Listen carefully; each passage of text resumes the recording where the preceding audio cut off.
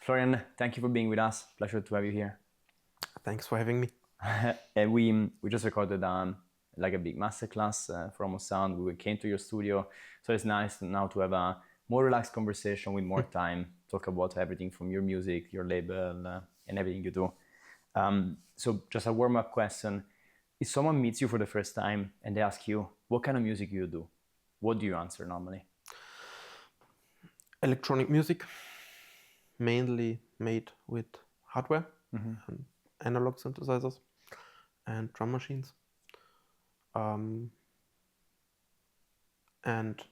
if they ask for genre, I would say underground techno. Because when I say techno, it can be anything, Yeah. Commercial techno, Yeah. which is so different from What you do, right? the things I do, yeah. Yeah. Do you feel that sometimes, do you get irritated when, I don't know, for example, like people say, oh, you do techno, and they have a very different idea of what techno is for you, or you don't care? You're just simply like, fuck it, everybody has their own. Yeah, I don't care. I just say that my kind of techno is more a niche thing compared to the whole music universe. And yeah, that is a quite special thing. Just a quick word before we go back to the interview. Thank you so much for watching or listening to the podcast. I'm Joseph, and this is the Almost Sound Studio. If you enjoy this content, please consider liking and commenting on this very episode, and also following us on the platform where you listen to or you watch the podcast, but also follow us on social media. And if you like this guest, consider checking their masterclass on our website. See in the description, there is a link that directly takes you there with also discount code. Once again, thanks so much for watching and listening to the podcast. We love what we do. I hope to see you soon on a dance floor. Yeah. And you've been immersed in the electronic music from house, minimal, techno for 20 years or more. As a DJ, as a producer, as a label owner with flash recordings, and also like as a provider of samples, like you also run a platform, Riemann Collection. And one thing that emerged also in our conversation for the masterclass was that as a producer, you also want to cover different roles. You want to be a listener, you want to be the producer, you want to be the musician who's thinking about the track and writing them. You also want to have a bit of skills about mixing and mastering. How do you balance all of these different parts when you're creating music? This didn't come overnight, it just developed. At the beginning, when I started to produce music, I basically had no clue, seriously. I didn't even know how techno was made, I didn't know what a 909 was, what a 303 is. But I had a computer and I had a demo version of Cubase and of Reason. And Reason back then, or still, I think, kind of imitates the analog world. You have 19-inch gear, which you can assemble and stuff. And there is Cubase, or it was an earlier version, obviously. It must have been around the year 1999 or 2000, I don't know, or even earlier. And Cubase was very focused on the audio layers and had a microphone. So I started to record my own sounds, like hi-hats with the mouse and stuff like this. And I knocked on plastics and stuff like this to create this minimal sound I was into back then. And there was YouTube. I think YouTube existed already, but there were no tutorials yet, So, and I was growing up in Austria in a smaller town, and there wasn't, or I didn't know anybody producing techno, at least in my age. So I just tried it myself, and see what's coming out. I think I also downloaded some free little sample packs, or actually it was sample CDs back then, or DVDs. Maybe there were little 909 or 808 kits to download. But as I said, I didn't really know what a 909 or 808 was. But I remember I bought some sample CDs, which were quite expensive at the time. Like one CD was like 80 euros. Quite expensive. And yeah, I'm somehow tried to make music out of my recorded own sounds and the samples. And that's when I started to build my own sample library already, and where I started to like this way of working, you know. Yeah. First came the samples and the audio layers and the fade outs and fade ins and stuff like this, and EQing it a bit. And then came the synthesizers, the software synthesizers, you know. So that's how I got into it, but very self-taught, because I didn't have any tutorials or whatever. However, this helped to shape my own sound, probably, you know. So it took me a long time, but it was maybe not bad, you know. I simply tried to kind of rebuild or imitate other records at that time, which was hard enough if you start from zero. But yeah, this figuring out, like, listening to other records and then bringing that to your own production, and having to learn things from scratch kind of taught you how to be a listener but also a producer. And for example, with mixing and your ability to understand how to balance things in a track, this for sure evolved over time, but you also studied music and engineering and sound engineering, right, at some point.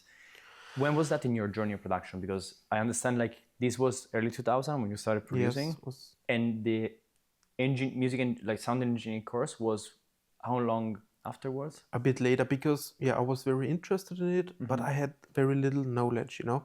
I tried around a lot, but well, I did mechanical engineering school at that time, which gave me some advantages from the technical sides. You know, I understood diagrams and stuff, and the music production was a bit similar to that, so I understood everything quite well. But I wanted to educate myself more, and instead of going towards or further in this mechanical engineering career, I decided that I wanted to know more about electronic music production and music production itself. So I applied to some universities, and the one in London took me. It was the Thames Valley University, which is now renamed to the University of West London, I think. And it was the normal music producer course. So it was not specialized in electronic music. However, we had a course about how a software sampler works and stuff like this. We had creative music, where we had to record our own sounds and kind of make the soundtrack for a little movie and stuff like this. We also had to record bands, which I was not so interested in, but you know, it gave me a much broader knowledge. And I always tried to do and learn everything myself, like the mastering thing, you know. So there was a point where I had finished tracks and somebody else mastered it, and it came back, it sounded differently, and I was interested in that, how they did that, you know. So I simply tried to get there myself, which didn't work very well at the beginning. So at the beginning I was only comparing my masterings to the ones the labels sent back to me and released. And sometimes I thought at the beginning my mastering was better, but I didn't tell the label because I trusted them. But afterwards, I found out that the professional mastering from the labels was actually better. Because I tended to overcompress my tracks, and like I had a housey track, and I overcompressed it way too much, and I liked it at that time. Was it? But sorry, go ahead. Yeah, it was actually the first record I released. There's a track called Liquid Source, and it's a jazzy house track. And the funny thing is, I actually put this on the demo CD because there were not enough tracks on the CD. I think I had like 4 tracks, and I wanted to have a bit more, so I put this track on the CD. Because before I produced minimal at that time, like must have been already 2004, 2005 already. Yeah, because I think the record came out 2005. And yeah, I actually wanted that they release the more minimal tracks and electro-ish, because at that time, I played a lot of Gigolo recordings from DJ Hell, this electro stuff, but also minimal from minus all the Cologne stuff, trapeze, and it was the hot shit back then. Was it also what you were producing mostly at that time? And yes, because I also heard when you started Flash recording, you started it also with another colleague producer. Yeah, was also Flash recordings was still this style. Yes, but I have to say I started with really hard techno a few years before. Yes. Right. And there was actually a quite good scene in Austria, in Linz at that time. Was it Schranz or?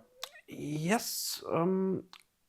Well, there was a time where everything divided into hard techno and hard Schranz, and the more softer side. But before that, there was a lot of Gaetano Parisio. I must have like 30 Gaetano Parisio records, because almost every weekend a new Gaetano Parisio record came out. Insane music, insane and it was all good. Yeah. I don't know, he had a really good flow, And also people around him. Yeah. Marco Carola, Danilo Vigorito, and maybe 5 more names, It was, I guess, this Naples scene. Yeah. And they maybe taught each other how to produce it and met in the studio or something, because they sounded all a little similar. Yeah. Back then, to be honest, it sounded really hard and industrial to me. But now, it sounds, I hear the funk. Yeah. I don't know, but back then there was a time where it split into this really hard techno. Planet Rhythm released a lot of this stuff back then. Planet Rhythm was super hard back then. And it went harder and harder, as I remember. But there were other labels. Like there was a time where each week a harder record came out, and a more Schranz style record. But there was a point where I said, no, it's too much for me. Because at one point it was like a hard, distorted signature Schranz beat. Then a break, high pass filter, pitched up kick, and then back to the beat. There was no melody anymore at some point. And I bought some records from this style. Then I kind of stopped and thought like, where's this leading? This is not my music anymore. And then I focused on the more melodic and minimalistic things like Gigolo, minus, and Trapeze and stuff. And Trapeze was one of the first labels who released your music, my minimal tracks. Because the first release where Liquid Source, the housey track was on it, was a much smaller, more independent label. And Trapeze was back then. Trapeze was really big. Almost everybody played or had minimum 5 or 10 Trapeze recordings, records in their collection. They had really good releases, and somehow I managed to release their demo CD. And that was, what year was that? The Trapeze record, 2005, or a bit later? I think the first was maybe 2006. The first Trapeze release I produced still in Austria, in where I started. Before you moved to Berlin, before you went to London, that was back. And I moved to Berlin, but this was only a short time because the university in London took me. So it was just one summer in Berlin. It was a really classical minimal summer, minimal techno was everywhere. It was new. It was something really special because this didn't exist before. Yeah.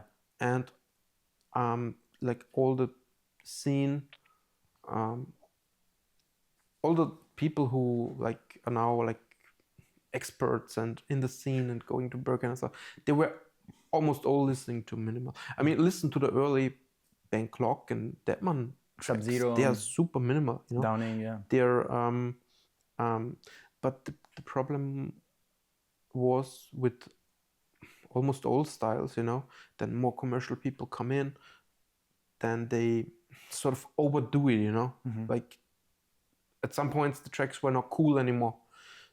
They were just too overproduced and too gimmicky. Yeah. And I discovered over the time this happens to almost all genres, Like Deep House was super cool at the beginning.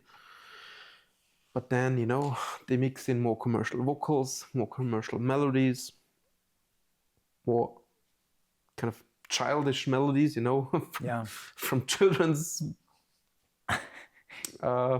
music, and it becomes more commercial and cheesy. And and then you started Flash recording with Oliver Kolecki, 2007, if I'm not mistaken. So yes. And at the time you mentioned you were still both kind of coming out of the scrunts or the harder techno, going more into the minimal. And what for people who haven't or no Flash recording but haven't followed the entire journey, if you were to think about it in phases, you started off with kind of minimalistic, housey orientation, and then what was the progression to the music that Flash releases now? Flash at the beginning, it also had another logo, by the way, and another record design. Like the records had full covers, and we had a really good designer. His name is or was, I don't know if he still exists, I think yes, but I didn't look for it lately.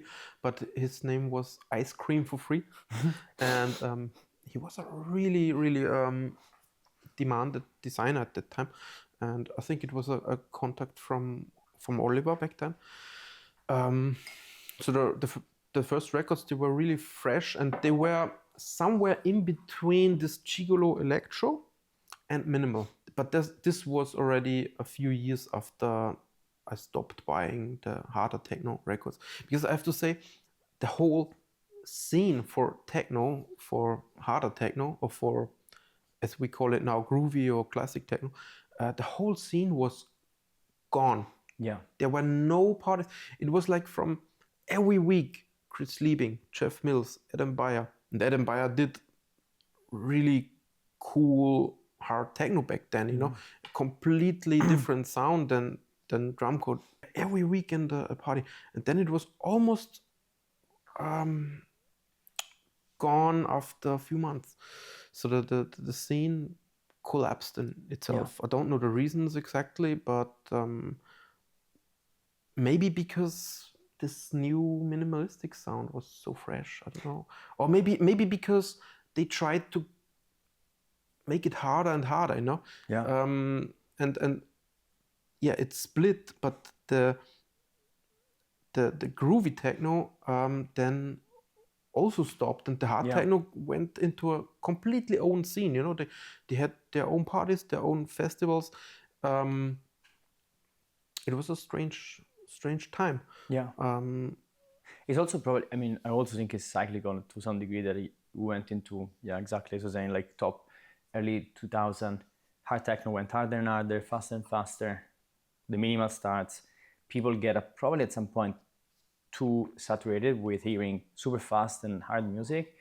They like minimal until we got to the peak of minimal 2008, 2009, that people were like, fuck, this is too much, too slow. Yes. And they went back into, okay, let's go. And then progressively, we got to a point now where I think we're approaching saturation for hard techno again. Now it's even harder than back then, I think.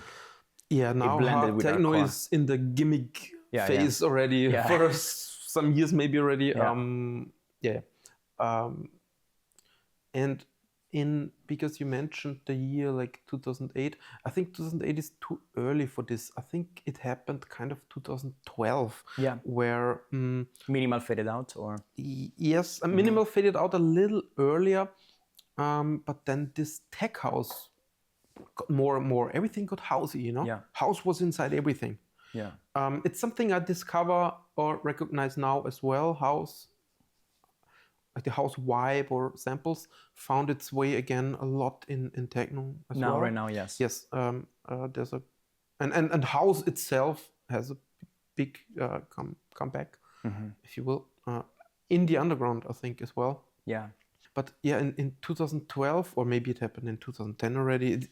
It's not one day. Yeah, it's for sure. over. And back then, everything happened a little slower than today, obviously, because yeah, the internet was not so crazy like it is now with all the social media. Was not yet. Everything was a bit slower. Now the styles can change faster, but back then it took minimum 2 years or something, or even longer. This transition phase, and there was, in my world at least, this minimal fading out and tech house, and then some people, like Setaoc Mass, for instance, then the dystopian Rødhåd crew, of course also Ben Klock and Marcel Detman, they tried to bring more, or Len Faki, classic techno into this minimal again. Because in 2012, if you played a real techno record from back then, everybody would have left the dance floor probably. Right, yeah. I mean, there were some moments in Berghain where you still could play it, and it fitted and everybody liked it and stuff. But in general, if you released a record, which is released now in 2012, I think nobody would have played it, or almost nobody, because the people were not ready for this hard sound. It took a while, and then I think from 2012 to now, the sound got harder and faster in a slow pace. Yeah, more than 10 years. Yeah. But I also agree, and when I was researching the interview, I also saw the Flash recording kind of got an inflection point in 2012 where you started going more into the techno. Was that also because your personal taste changed? Yes. My question is, did the label follow your personal taste, or the other way around? That you were like, okay, somehow, I mean, these things are probably connected, the label always follows my taste. Yeah. Because the label is a representation of kind of what I play in DJ sets and what I like. Sometimes there are exceptions, and I release stuff which I simply cannot fit into my DJ sets, Yeah. But it's just an artistic decision, because I don't want to have a pure dance label, I mean, sometimes on the records there is an ambient piece or more broken beat. Okay, broken beat stuff I play in my DJ sets, but and lately I try to bring in a little bit more beatless or more free from the street beat. I mean, there's nothing against labels who release only for dance floor tools and dance floor killers on a record. I did that a long time too. All good with that, but lately I try to make the EPs a little bit like a mini album of myself, because I released Time Illusion or Nonlinear Times, the 2 albums. I mean, I released more albums, but those are the latest 2. And I tried to incorporate a few beatless tracks with only synthesizers and stuff, and electro broken beat, and that's what I try with the EPs lately as well. I wanted an EP is more like a mini album, but the criteria is there should be at least 2 tracks for the dance floor with a 4/4 beat, and to play for DJs. And I think it makes sense also because you do vinyls, right? So every release has a vinyl connected to it, and it's probably much harder to sell a vinyl without dance floor tracks. Yes. Yes and no.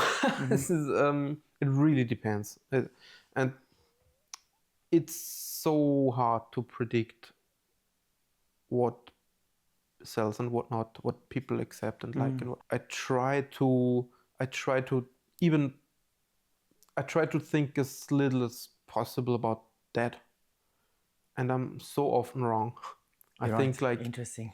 I think like this track, a lot of people will play. Yeah. And then nobody plays it, or another track gets played a lot. That I don't.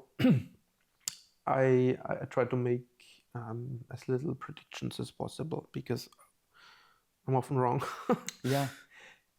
Tell me more about that, because have you experiences tracks that you thought, okay, nobody's gonna like it, and then it got a lot of traction? Has that happened a lot? Yes. Yeah. The other way, I think a track will be liked a lot, and then it doesn't get any attention. Yeah. Can you then so after you realize your prediction was, or expectation was, the opposite of what actually happened, can you then rationalize it? For example, saying, okay, I see why this track is working really well. I try to rationalize it sometimes, but sometimes I hear a track from Flash or from myself after like 10 years, and I listen to other tracks from 10 years ago, and I think like, no, they are as good as the other ones. There must have been something else. Maybe they made a better marketing or something, or maybe they had more luck because a DJ picked it up. But it's really the best to not think about those things much. But we all think about it.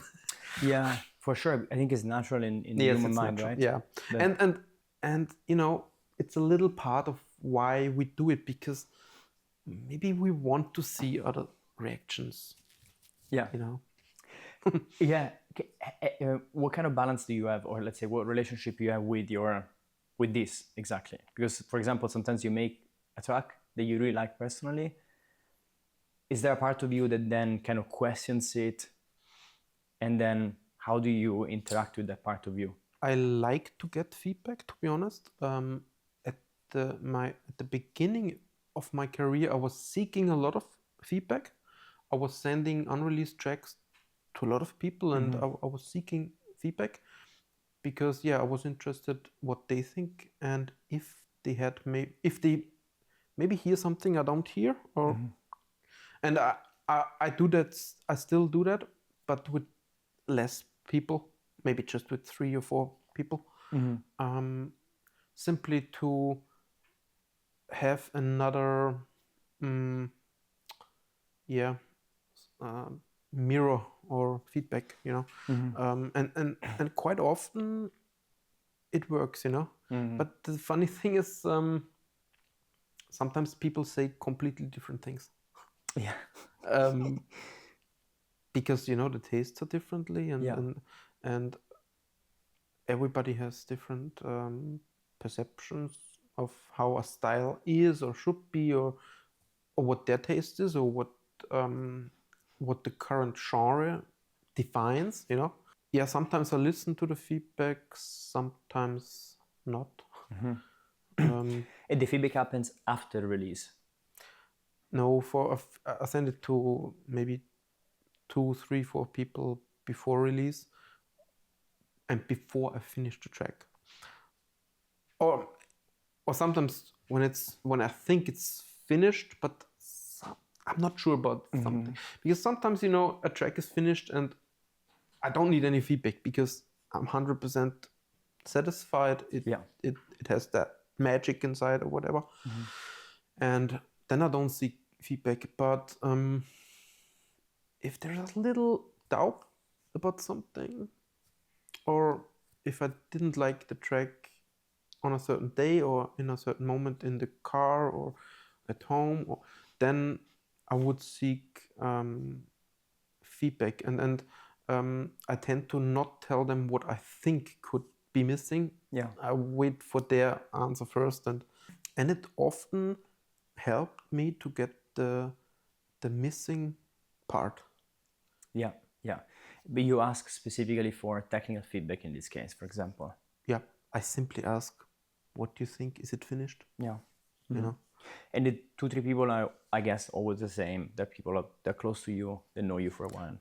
I tend to send tracks to the people where I think they have a clue about this genre, you know.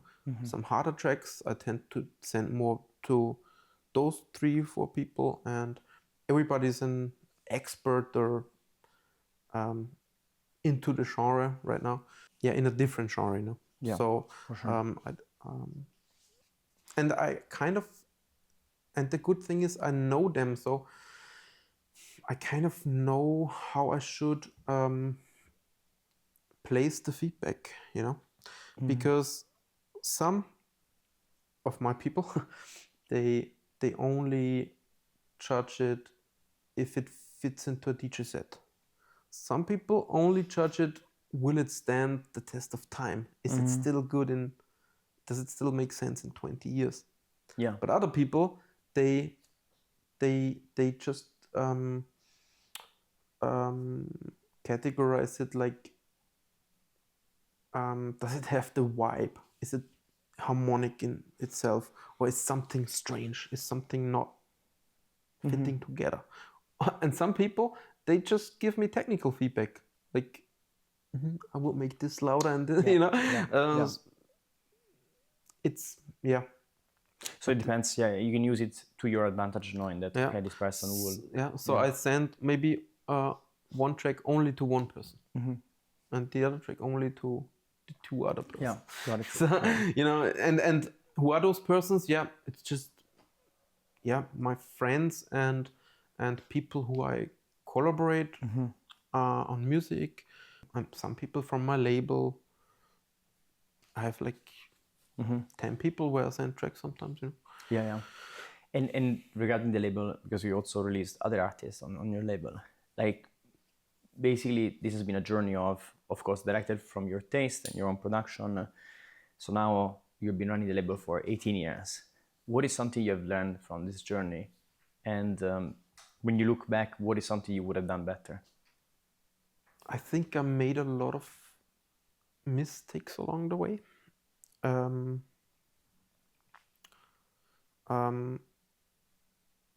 I think I changed. The thing is, there was several points where I wanted to stop the label and start a new one because I wanted to continue with another style. But I always decided to keep it because there's a following already, and I just didn't want to end the history of it, and then I just decided that then Flash can change the style, you know, because it's kind of nice, you know, if you have a label and it's always the same style. Yeah.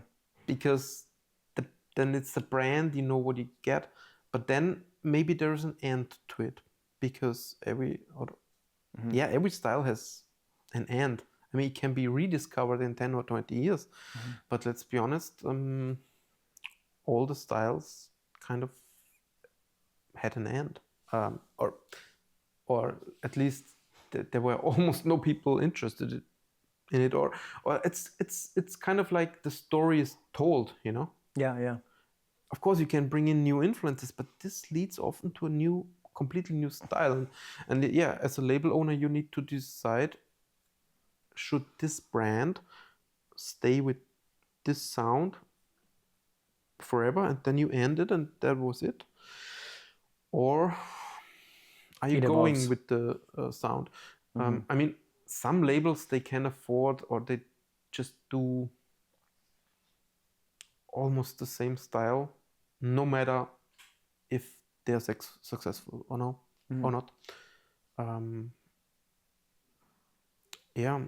But as a label owner, you need to decide in which category you want to fit. But there are many more categories. Like if you do more styles on one label or only one style, and also this changed with Flash a little bit, because more styles on one record, only I did that with my albums, but the other releases, the EPs from other people, they had almost only, or like 90%, DJ tracks. Yeah. With the straight beat. And I even picked it that way, you know, because sometimes in the past I got broken beats and stuff like this, but I didn't release it because I wanted to have a label for my own DJ sets, you know. So the concept of Flash a long time was to feed my DJ set with new music, you know. Yeah. And now it's more like every release can be like a mini album. Maybe I will change the course again, but to be honest, I think it's more and more solidified, you know. It solidifies a little bit more. It's like this diversity will maybe a constant. Yeah, of changing in the next years. Yeah, very interesting. Yeah. How do you look, for example, at you receive demos? Are you open to demos or you're selective? Like, what is your I receive demos sometimes a lot, sometimes 5 a day. Wow. Sometimes only 1 in 2 days.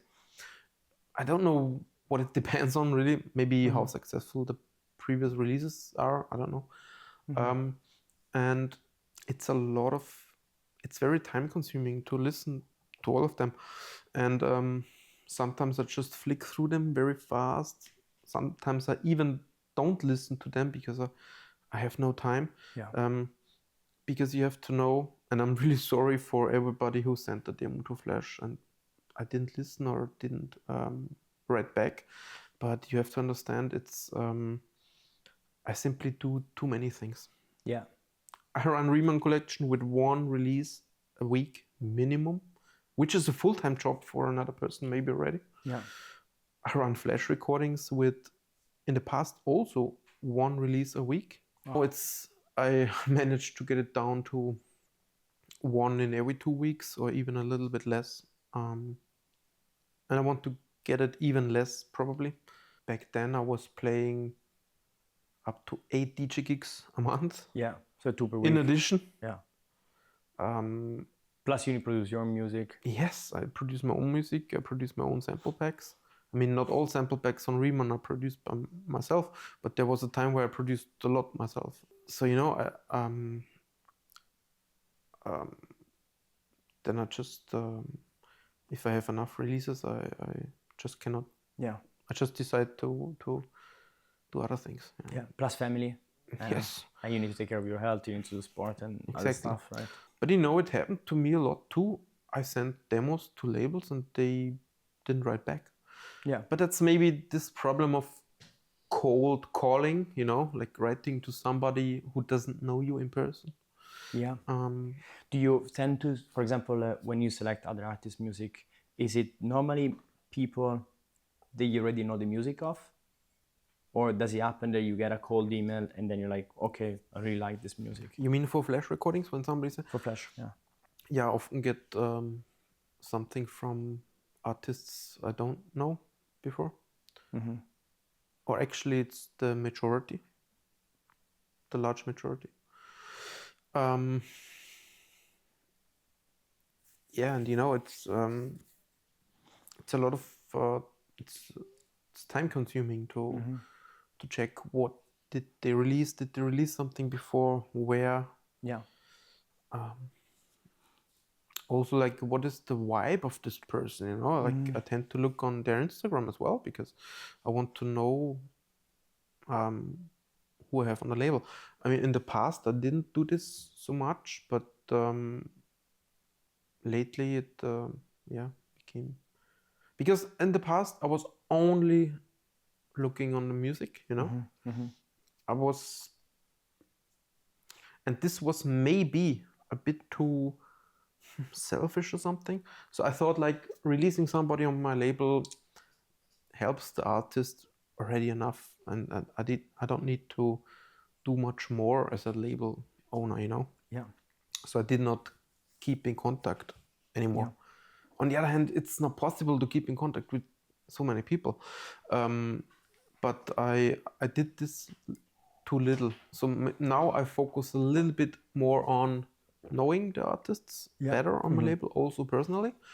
And then I also invest more time in giving them feedback. like they send me music, and sometimes I'm 100% satisfied, but sometimes I give them my opinion, like filter the synth a little bit more down. It's too bright all the time, or maybe exchange the hi-hat, or maybe make the intro long and stuff like this. I give them feedback, and we shape together. We shape the tracks together, you know.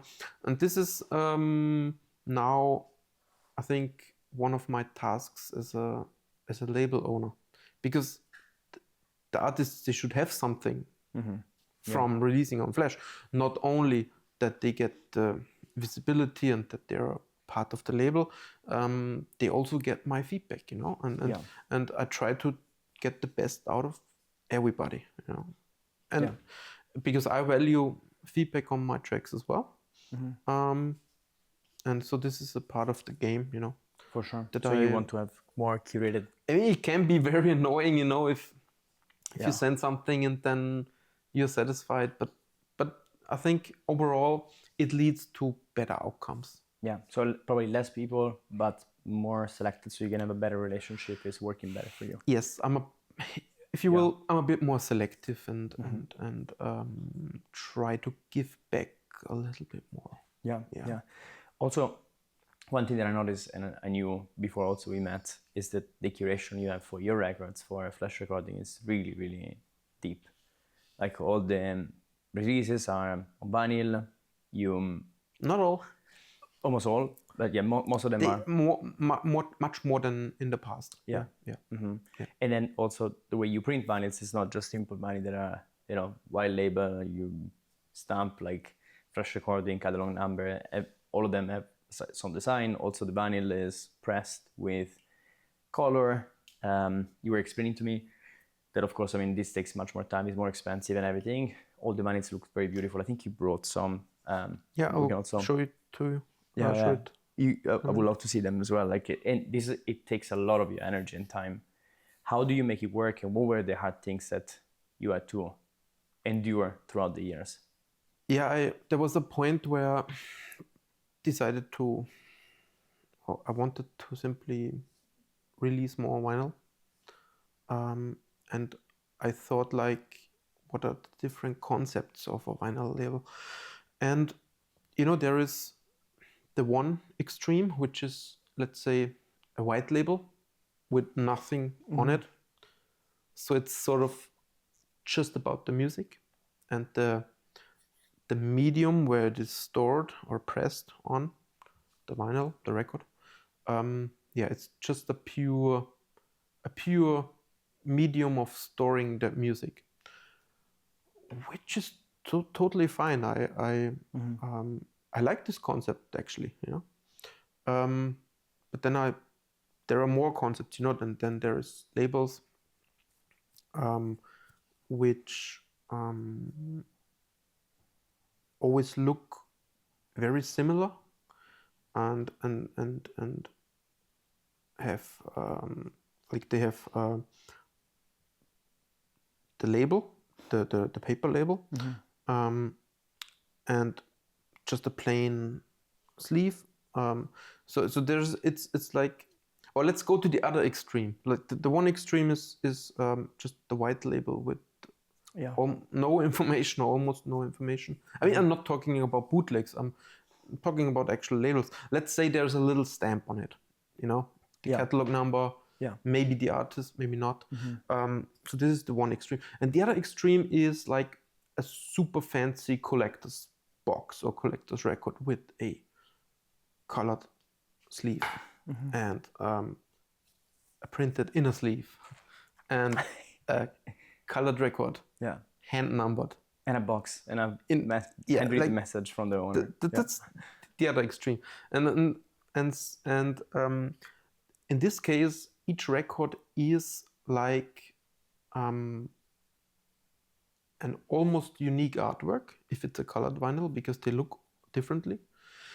They all look a little different, and then it's limited, it's numbered, and there's people who just like the hype of it because it's numbered or whatever. But the numbering, to me, it has a or the limited character, it has a sense because it tells that you were there at that time and you valued this music at that time.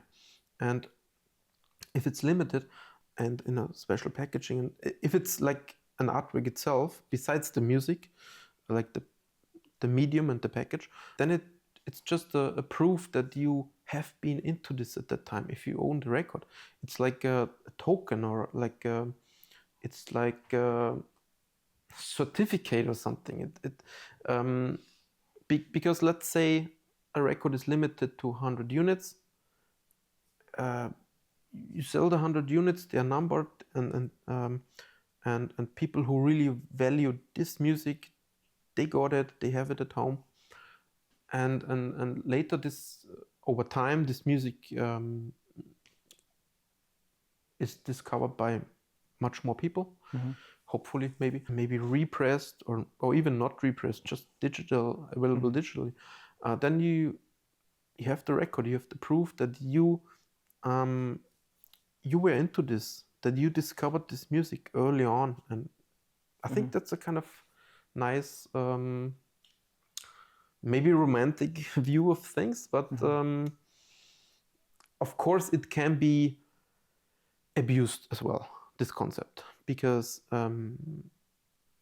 if there are 500 people wanting something and you only press 50 and you create a lot of hype just because of the hype and stuff, I don't like this, you know. Yeah. I think it's more like that it gives value to the people who are first into this, because they dig a lot of music and they have a clue of music. It's a sort of reward for them, that's the way I think about this. And yeah, the latest records on Flash. So, and I decided to divide this into different stages or pressings in this case. There are the pressings without the paper label. There's no paper label, you know, in the middle. Yeah. It's very hard to press. Not every pressing plant can do this, especially with the cover, because the record will bend, because the paper label is there to stabilize the record and to make it flat. Yeah. I mean, to be honest, they are not 100% flat, but they are playable. They are playable. They are not like, if you touch them, the needle jumps. You know, they are within the tolerance. You know, I'm in communication with my pressing plant, which is matter of fact, and we talk a lot to how to manufacture them and to avoid this. And on the other side, there's the info side, because I think it's important that it says what is on the record. Yeah. So the info side, paper label one side does a label in this case. Yeah. And the ones without the paper label, I tend to number them. Mostly I manufacture 50.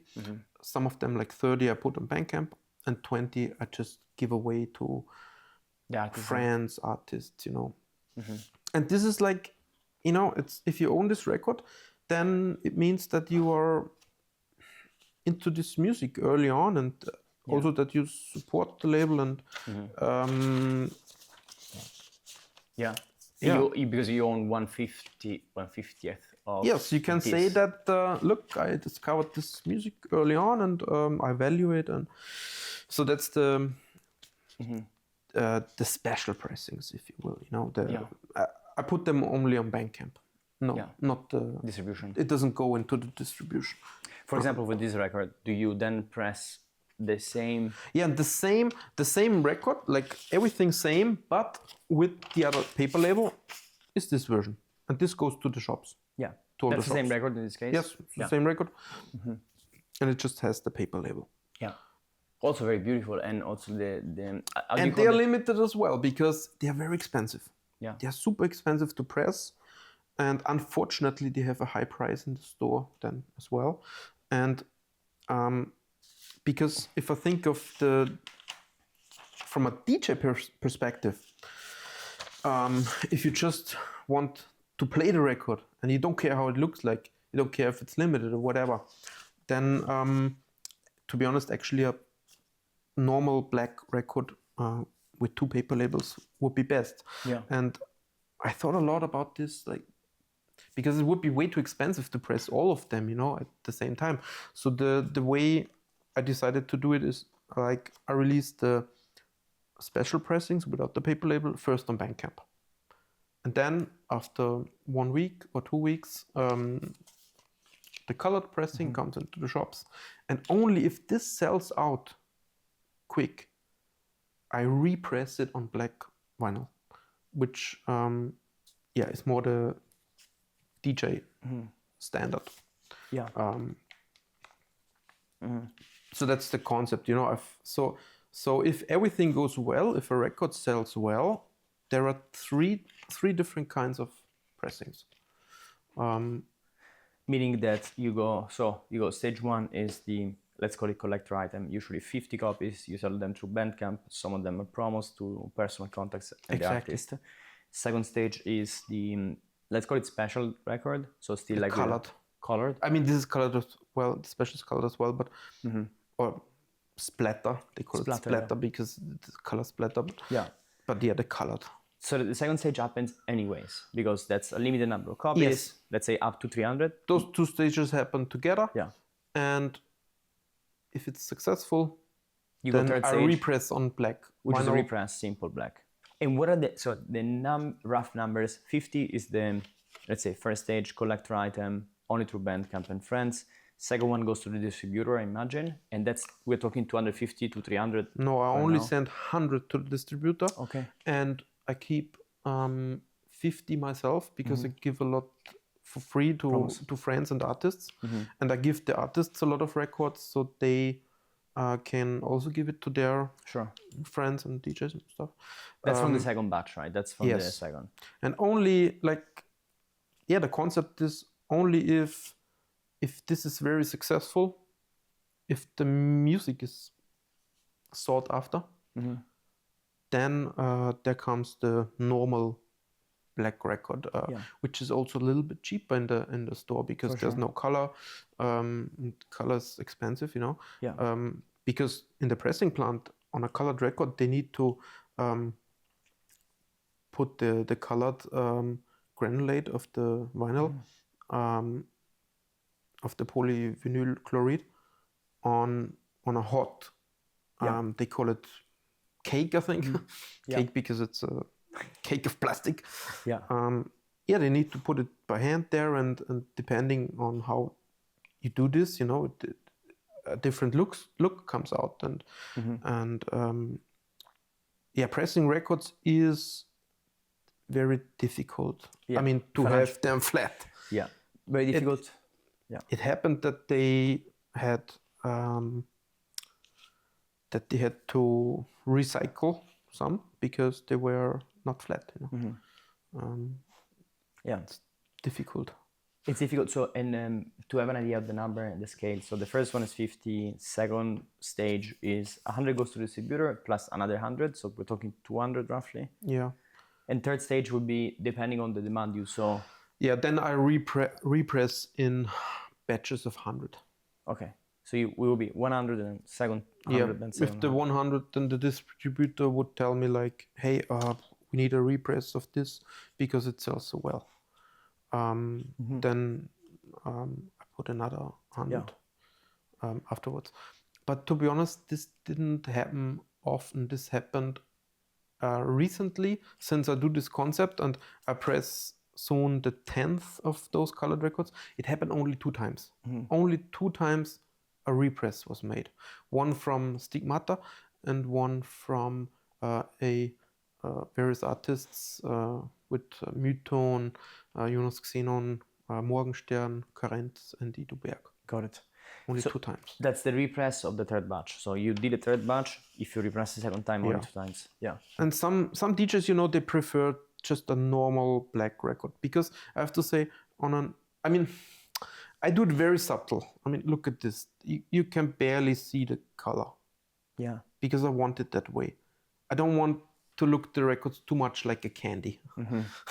You know, I want to have it very subtle, and because especially if you do like transparent records, which I have to admit look amazing, but they are so unpractical. Impractical. Impractical. Yeah. You know what I mean?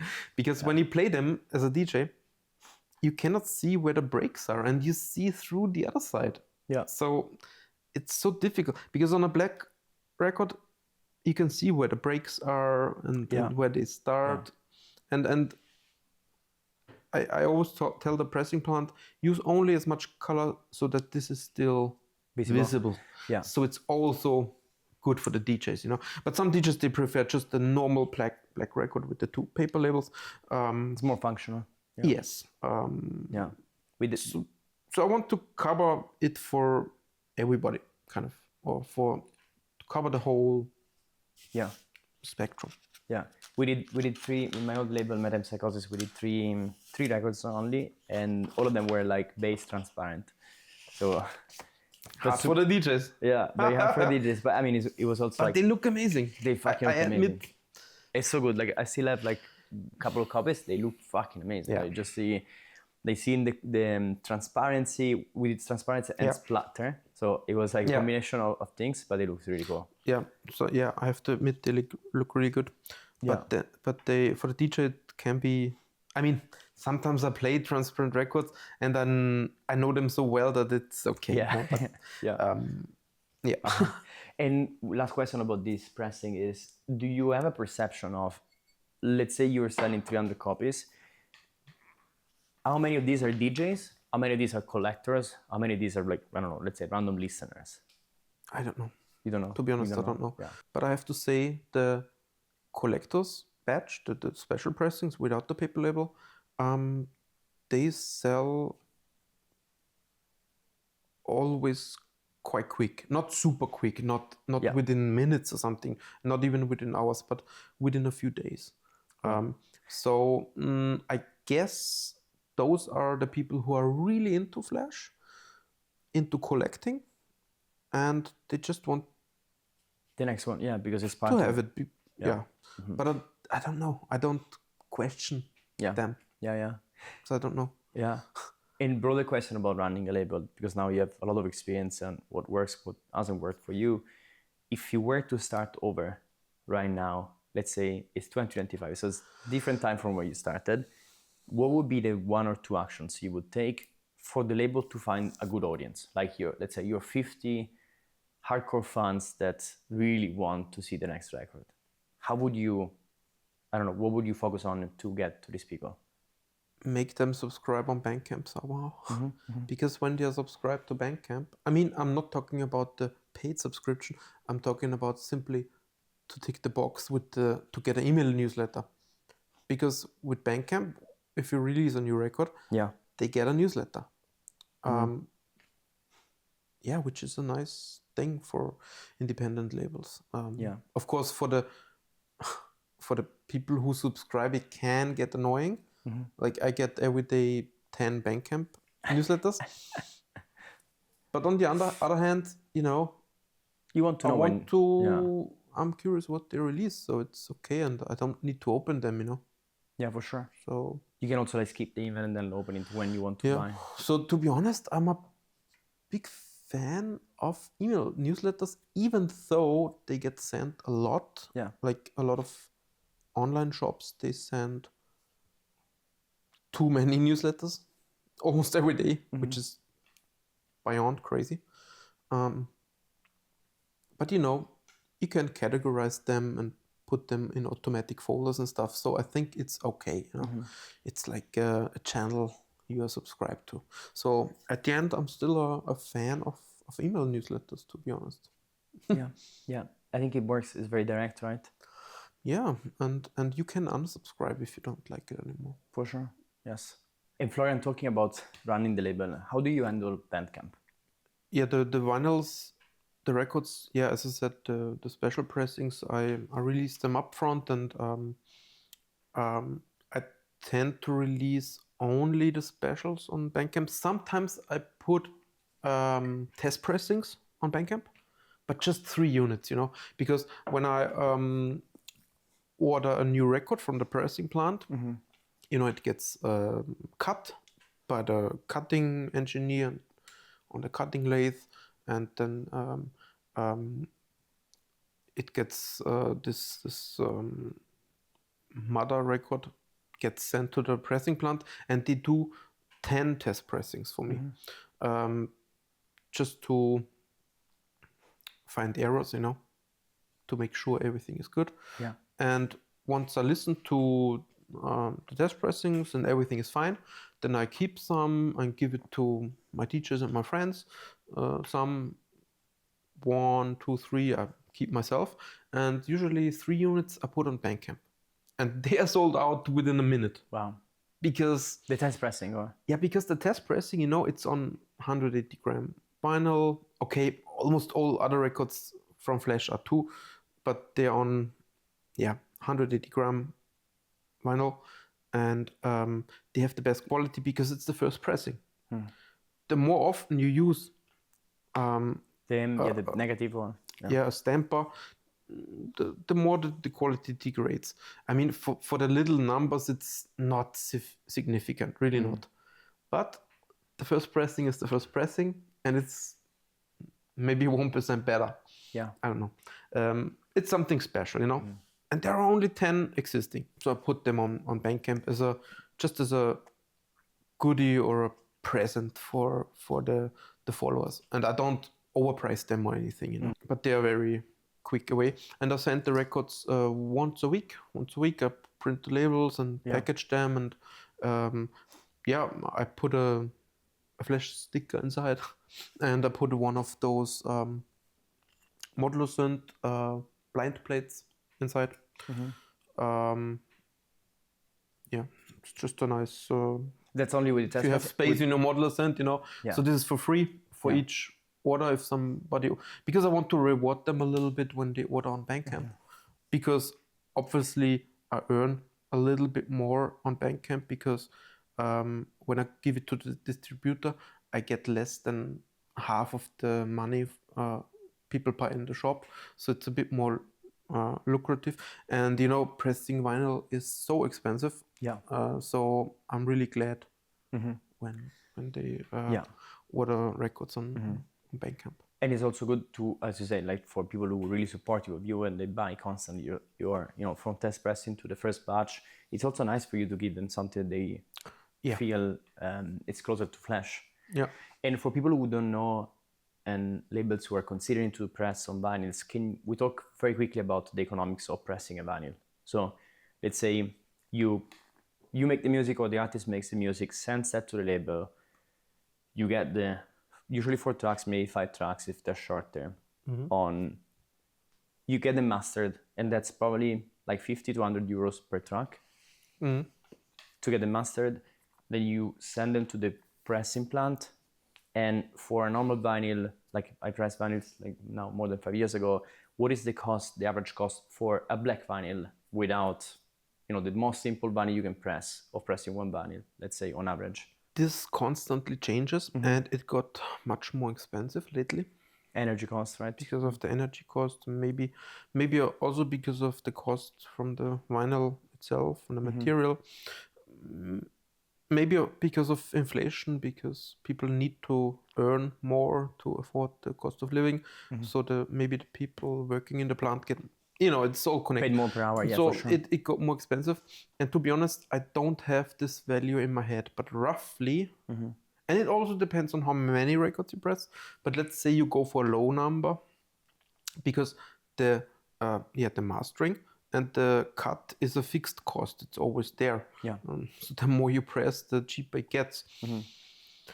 But for a low number, maybe a record costs, including value-added tax, maybe €7 per record. Per record, and that's a basic cost plus, which includes like lacquer, mastering for vinyl, which is a very specific thing, different from the mastering you already have.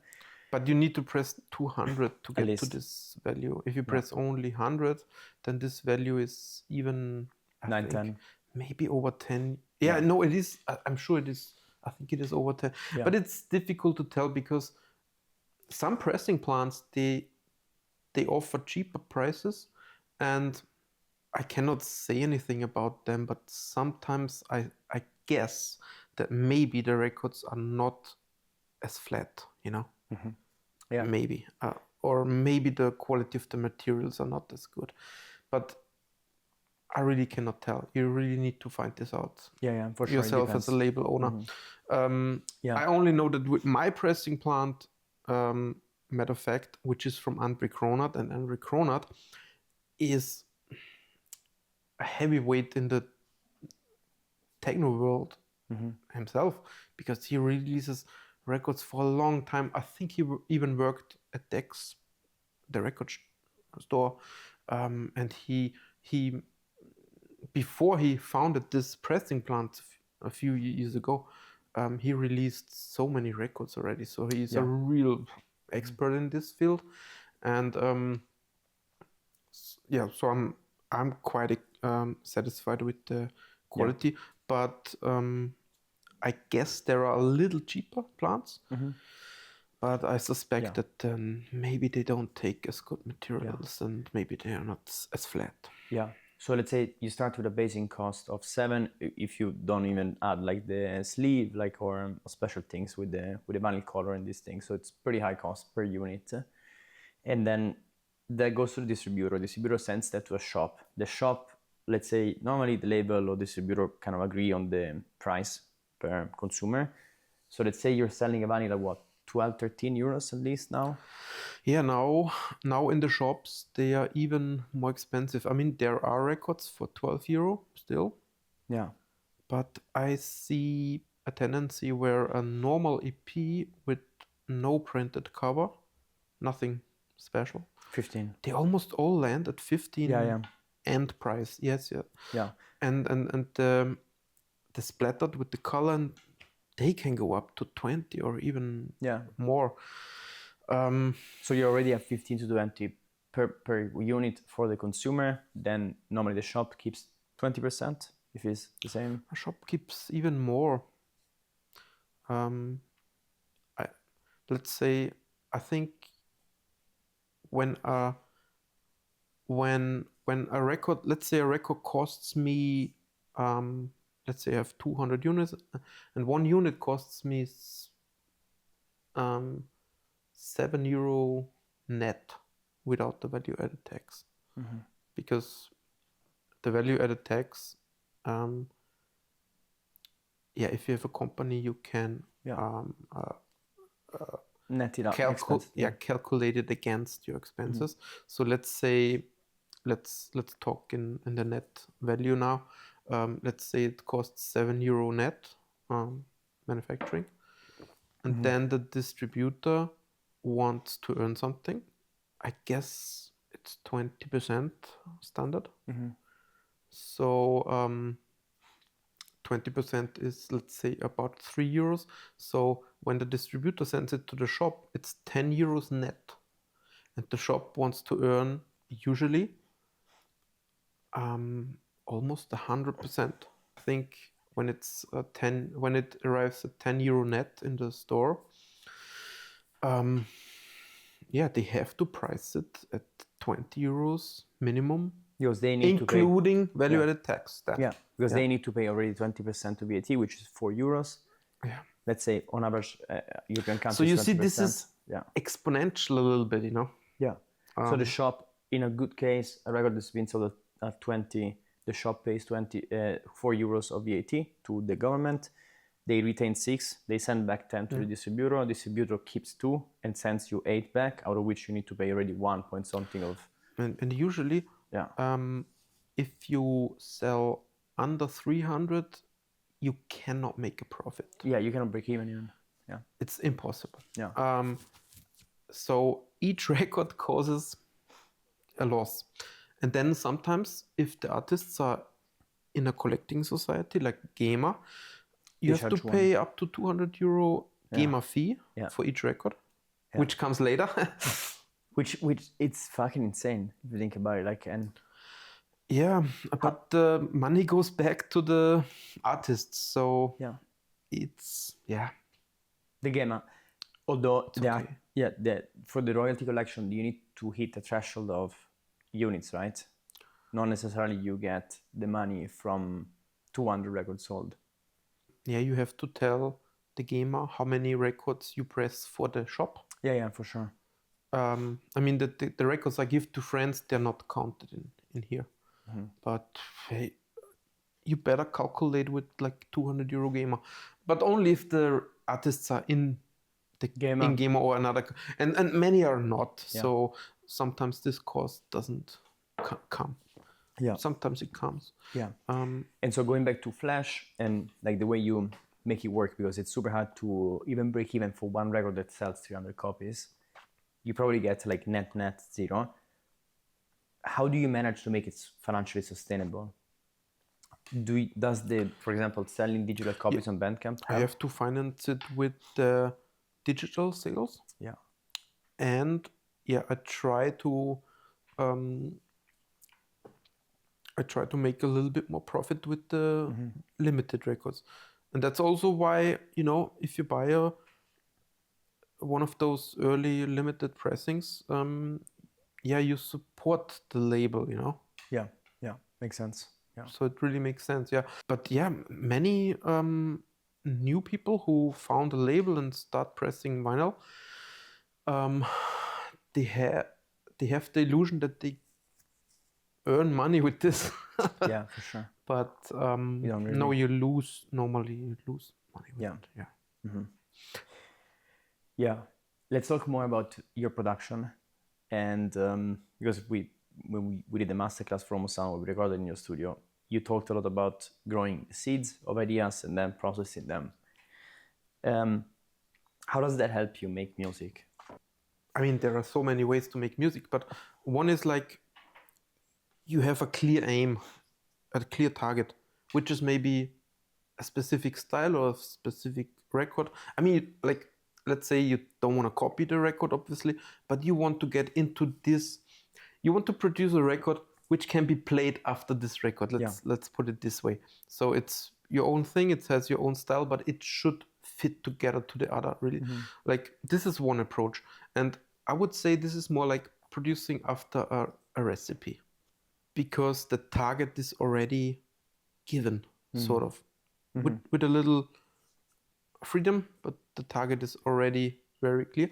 And I did this sometimes a bit more in the beginning, but also when I had a lot of gigs, I often wanted to produce records which fitted to other records, because I wanted to play them.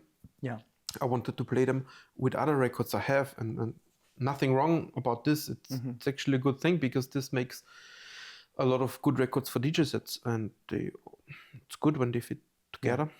But the other approach, or one other approach, is if the outcome is not so fixed or even completely open. That's the other extreme, or another way of doing it. And I go a bit more this direction. I mean, I do it too often, actually. I should produce like more after recipe with a clear aim, but usually, I don't know, maybe it's in my nature, I don't know. I more go the route of, as I called it, growing a track out of a seed. Yeah. And this seed can be anything. It can be a sample, it can be a sound, it can be a recording you did yourself, it can be a random element, it can be a synthesizer theme, a melody, it can be many things. And the concept, I would say, is make sure you have the technical skills, but I'm not talking about 100% technical skills so that you know everything, because that's another thing. I think it's good to not know everything perfectly, but that's another theme. But let's go back to the growing a track out of a seed. Let's make sure you know your gear, your music production software, everything you use, and you can use it by heart without thinking too much, you know? Because if you have a technical problem or you don't know how it works, it may cost you time and it brings you away from your flow. Yeah. You know, so let's make sure you have the technical side covered, you know. And so that's the one ingredient. And the other one is make sure you know what you like. Yeah. Make sure you shape, you have your taste shaped, you know, because if you have those two things, then you just can go with the flow, and it can lead you to many things. Let's say it's a little bit similar to riding a bicycle, you know. First you need to learn the technical thing, the balancing and stuff, and if you manage to do that without thinking too much, then you can look into the nature where you want to drive, and you see the nature and you can enjoy it, you know. So those two things. And so you start with something, let's say a little melody fragment, or you try around with a sequencer, and you just try around, you know, without thinking too much, but you let your taste decide where to go. Yeah. Like, oh, I like this, and it's a new direction. Then you go with this. Then you try to make it a little bit better, or you just try something until your taste tells you, oh, okay, I like that. And you take this further and further, you know. Then you, let's say you feel like this melody needs a beat. Right. Then you go to your beat source, may be a sampler or drum machine, or you try some beat loops if they fit, and then you manipulate them. But the important thing is to have a solid taste, to be able to tell, okay, this is good or not, because each decision you make, you build on that, you know. Yeah. And if you want to go back, you maybe have to throw it away. And this is also something which is a little bit connected to the analog or hardware music making thing, because when I do something, I tend to record it and that's it. Yeah. So my taste should be on point at the time, and I must be sure, is it good or not, you know. And if there is some doubt, then I don't know, maybe I'll save it and save it for later, you know. Yeah. And start over or start new. But yeah, the most important thing is to get into this flow, to have the technical side covered, and your taste. And feel it. And your taste, it can come from simply digging a lot of records and listening to a lot of music, you know. Yeah. That's it. Yeah, If you have your taste, then you can enter this flow without distraction. Yeah. And something you also showed in the masterclass a lot was this thing of playing around with your modular, playing around with instruments, and then until you find something that feels right for you. If you were to explain what are the key insights from this process, like one or two things that someone can take away from it, from what you show in the masterclass too, what would you say? To have one recording project, where you lay down several ideas, because you are in the flow, and later you can make different projects out of that. With distant recording, you can copy the project and work on this track. So maybe one project then leads to 5 tracks, or an album, or an EP, which can fit together, but doesn't have to fit together. I think this is a very efficient way of working, but it is the opposite of the recipe with a clear target way of working. Yeah. And both is valuable and has its place, you know. Yeah. But I wanted to show the way of going wherever it leads you, you know. Yeah. And let's say you finished a lot of track, you have music that you think is good, you think this can be valuable and resonate with other people. How do you give it the best chance to reach an audience? Let's say, maybe we can take it from two different perspectives. One is you're starting off, you don't have an audience yet. And the other one is at the point that you are right now, how do you do that in a very good way? Because now you have an audience, you have people that like your music for a long time, sometimes years, you have flash, you have some leverage. But maybe could you answer this question from, you start from scratch or from where you are right now? Starting from scratch, it's very difficult to tell, to be honest. And but maybe the way is making a contact to somebody you like or admire, or who has a label you play a lot of records. Make a contact somehow, and somehow, if possible, bring a little value to this person in one form or the other, you know. And just get one foot into the door, sort of thing. And then take it from there. Try to make something which is in between what you think the label is and what the label owner likes. But you know, this is not always working, because the label owners, they often they think in the future. Because they need to plan half a year ahead, sometimes even longer. So don't rely on this too much, you know. And the other thing is, do what you like.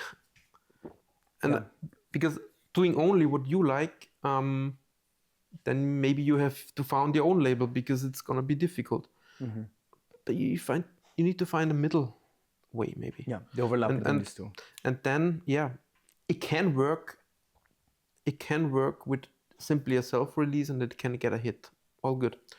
But still, the best way maybe is to, of course, get on a label which has a following already, and where you think your stuff fits. And that's also, labels are there for, you know. And also to maybe even improve your music if you have your foot in the door a little bit already. When, as I said, with the feedback, you know. But that's how I would approach it at the moment. And it's not so different from the past, because when I I did cold calling, if you will. So I sent 30 demo CDs back then, and just hoped that I get an answer, and I got 2 answers. Yeah, it's normal. Yeah, you know. Yeah. But there is, but there are more ways, I guess. But I would do it this way. Yeah. And then second part is, right now, how do you make sure that your music now gets to the right audience? Yeah, I have my own platform, Flash, already. So it's convenient, you know. I can always release on Flash. But to be honest, I'm on a point where I think I did it a bit too much. So in the future, I want to offer my track to other labels again. And I think I'm gonna do it similar to what I just recommended. With a contact which exists already. Because nowadays, just sending something and hoping is much more difficult than in the past, or it gets even more difficult because there are much more people making music now. You have a much higher competition at the moment, and it doesn't get less, probably. You know. Yeah. And I have one question about Riemann Collection, and then we go into the last part of the interview with like final questions. As you mentioned before, you run Flash, you do your music, you have a lot of things going on in your life. You also started Riemann Collection, which is a sample, like let's say a shop platform where you sell mainly samples that you produce and release every week. What led you to start, and how does this fit into your portfolio of activities? Yeah, it started with the interest in archiving and collecting samples. You know, For so your own sample production? collection, Yeah. for my own, and then I wanted to also make it available to other people, and I saw that it had potential to also give me an income, an additional income. But I have to say, I always kept it as a little side business for a long time. But I started it very early. I started it in my time in London, when I was studying there. And I even offered one person to be involved, but this person was not so interested in. So I did it alone, you know.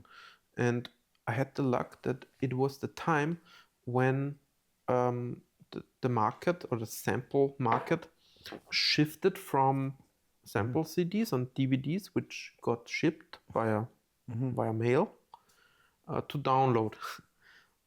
Because you have to know, at the time, it was almost impossible to download 500 MB. Yeah. Many people had slow internet, so for a 500 MB download at that time, I mean, there was fast internet and companies had it, and I'm sure Google had a fast internet, right? But then normal people, they had slow internet, so you would load a sample pack for a week, maybe. Yeah. So but it was at this time when the downloads got faster and faster, and so the first download shop appeared. Yeah, so you started many years ago, and this grew up to be essentially a platform that also helps there were not many, and then the first download stores appeared, and one of them was Sample Magic, which was also a brand, and I offered the first Riemann Collection packs exclusively to them, because there was almost no competition. It was the only shop I knew, and this shop, I think they sold sample DVDs at that time as well. It was this transition time, and I was really amazed how well they sold. Because they had almost no competition, and it was possible for the first time to download larger sample packs, because the internet got fast. And that's how I started.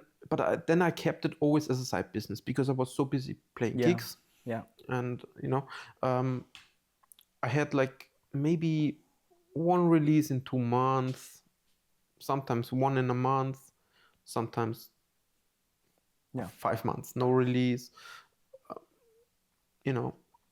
And but over the time I released a little more, especially when I had lesser gigs. I obviously spent a little bit more time with this, and when I had done more gigs, I didn't release anything.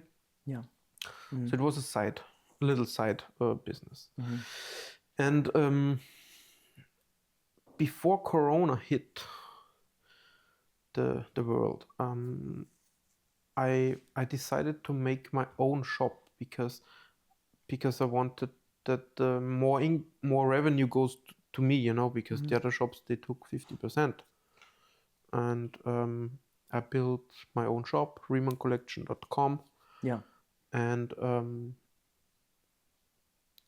it was not going so well at the beginning, because nobody knew it. I mean, a lot of people knew the brand already, but the shop was not very known.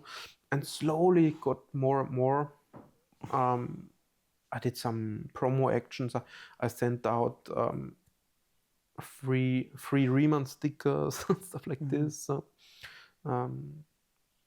I printed stickers with a QR. No, it was a link, I think, and a model sent, and I put it in record stores and stuff, and people liked it. You know, they put it on their record boxes and stuff. It was little advertisements here and there, and we got a little bigger every month. But then, Corona hit the world, and all of a sudden the sales doubled overnight. Interesting. Because everybody was sitting at home and playing video games and making music and whatever, watching Netflix. And not going out, not spending outside. So. And I had no gigs anymore, so it was nice, you know. And then I spent significantly more time into this. I made it bigger. Yeah. And that's what I did until the end of Corona. But now I'm spending much more time again into my own music production and Flash and all that stuff. But I try to keep it running as good as I can, and I still maintain the one release per week. Yeah. But to be honest, with the help of other producers. For sure. I cannot produce all that content myself, but I curate it, you know, like the label. I make sure it's good, you know. I don't release generic content. So quality is very, it's the highest value thing, and principle filter. with the Riemann collection. Yes. Yeah, it's super interesting also because you were explaining to me that also your personal situation, your family setup changed over the years, and then you wanted to take a bit of a step back from relying on gigs. So this really helped you to continue having a stable source of income. Yeah. Yeah. Since my daughter was born, I decided to not play any gigs in the next 2 years. Yeah. But the 2 years have passed now.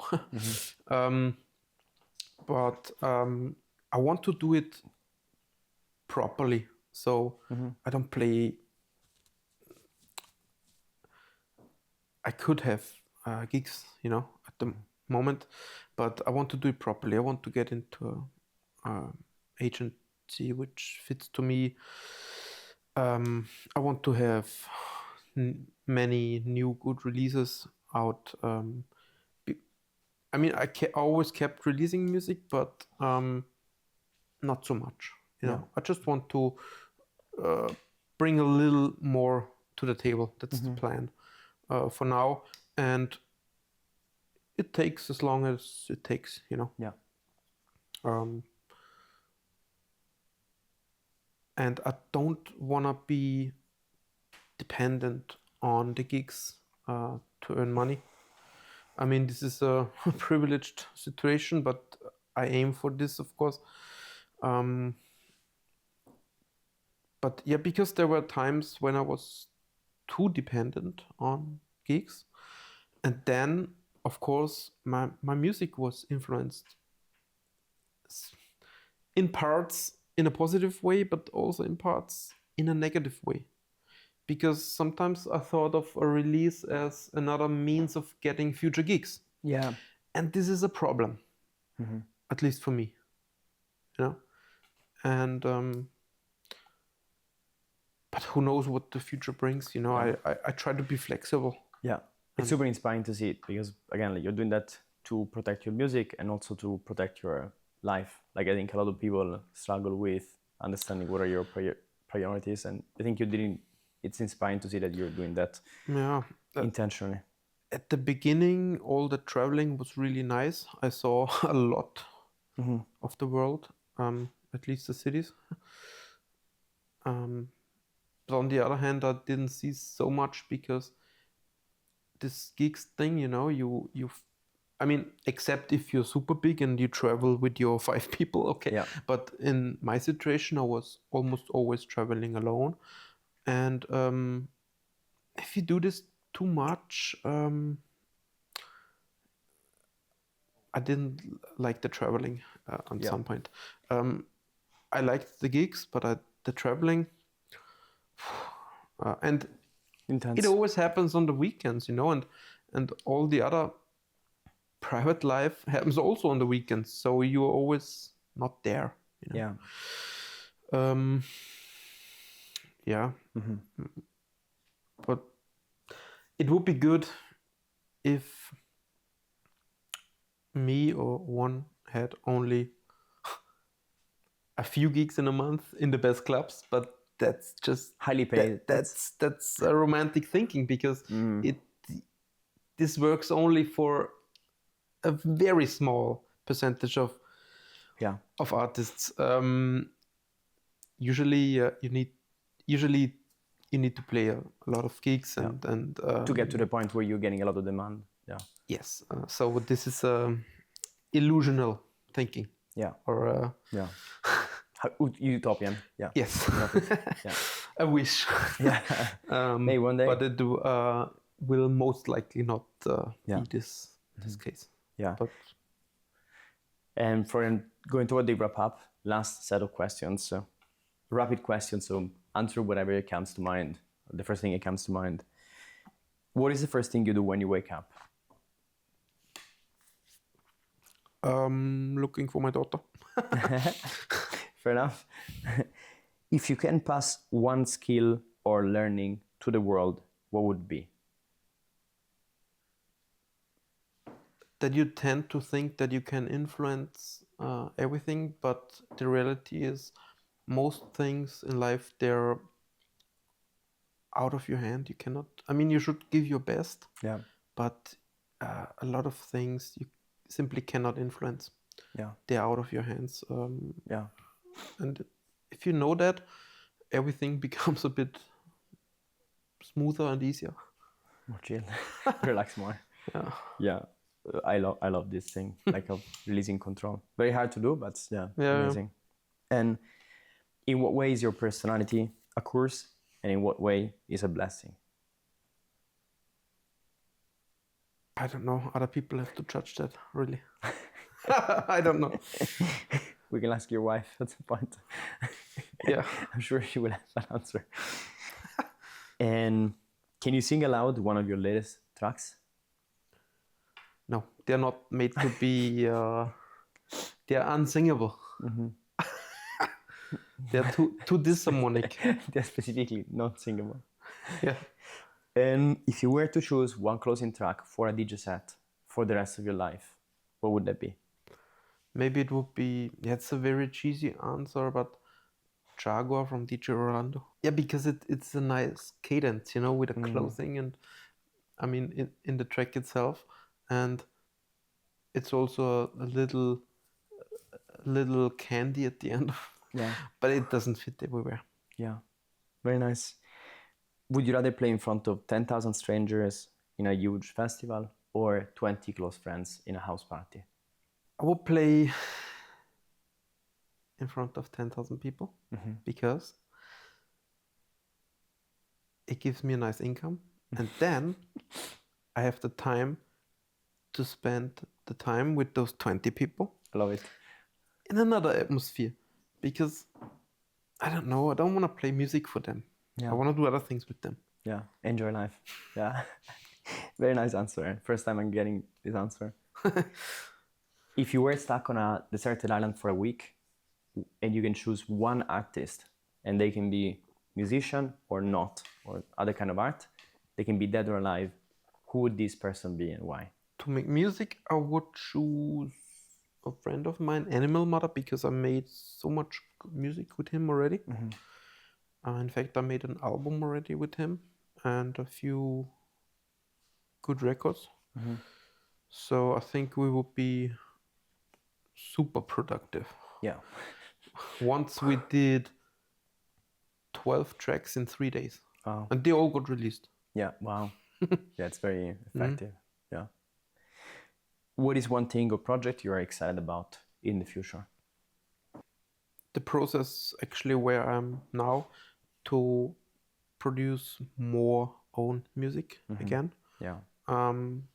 Yeah, this is definitely the most exciting thing at the moment. Very excited for you too. To have time and energy for this. Very cool. Looking forward to hearing more. Closing tradition, what is a question we should ask the next guest without knowing who they're going to be? Did it ever happen to you that a track which you didn't hear for 10 or 20 years sounded completely differently now? Okay. And there is a question for you. If you were an EDM DJ, who would you be? I would be Deadmau5, I think. Deadmau5, yeah. Because he's still kind of cool. Very geek. And he has a ridiculous studio, Mm-hmm. And I don't know, he's still, Yeah, very cool guy. Yeah. Florian, thank you for being with us. It's been great to get to know you more and to know more about your story. Thank you for the invitation. Thanks.